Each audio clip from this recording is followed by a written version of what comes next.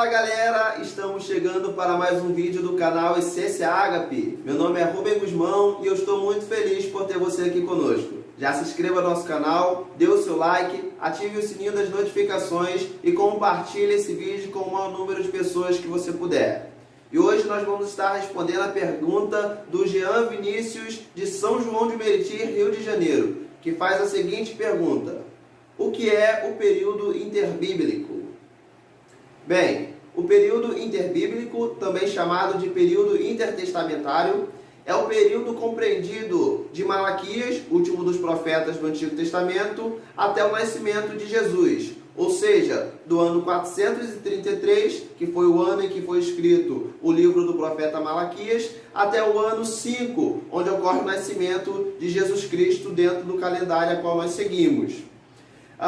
Esse período foi um período em que Israel esteve sob dominação de alguns povos, sendo esses povos os persas, posteriormente os gregos e depois sob o domínio dos romanos.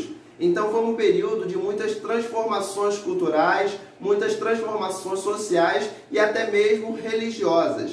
Foi um período em que nós vemos grandes acontecimentos ocorrendo de maneira a transformar a linguagem que nós encontramos no Novo Testamento quando comparada em relação à linguagem do Antigo Testamento. A começar pelo fato de que nós sabemos que o Antigo Testamento ele foi escrito em hebraico com alguns trechos em aramaico. Quando nós olhamos para os originais do Novo Testamento, nós vemos que esse Novo Testamento foi escrito no idioma grego. E quando ocorrem então todas essas transformações, esses novos idiomas que ocorrem, que acontecem, que chegam à nação de Israel, ocorre nesse período chamado período intertestamentário ou período interbíblico, que foi um período de cerca de 400 anos de silêncio, onde Deus não se comunicou por intermédio de profetas com seu povo, onde Deus não levantou profetas para falar à nação de Israel.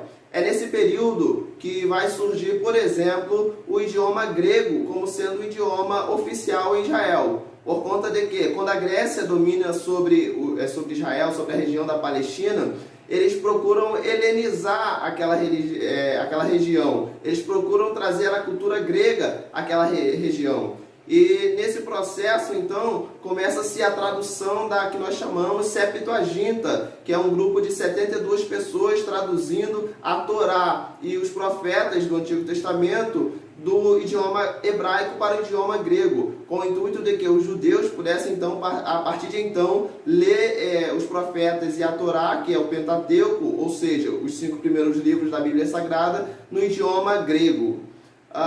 Outra grande modificação também que nós observamos acontecendo nesse período chamado interbíblico ou intertestamentário é o surgimento de grupos do judaísmo, como o farisaísmo, os fariseus, saduceus, escribas, grupos que nós não encontramos no Antigo Testamento e que quando lemos o Novo Testamento nós já nos deparamos com esses grupos. Esses grupos surgem nesse período também chamado intertestamentário, assim como a prática também das sinagogas. As sinagogas surgiram pelo fato de que quando há o exílio babilônico, o povo eles não tem mais o templo em Jerusalém, o templo é destruído e já não existe um lugar de culto, um lugar de referência. Então eles começam a se reunir em alguns lugares esses que posteriormente se tornam as sinagogas que nós encontramos presentes no Novo Testamento. É nesse período também que nós vemos o surgimento do latim também como uma outra língua oficial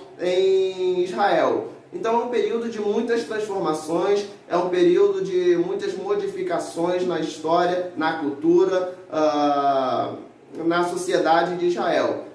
Vemos aí, como falamos, alguns grupos do judaísmo, algumas seitas, farisaísmo, os fariseus, saduceus, escribas, zelotes, essênios.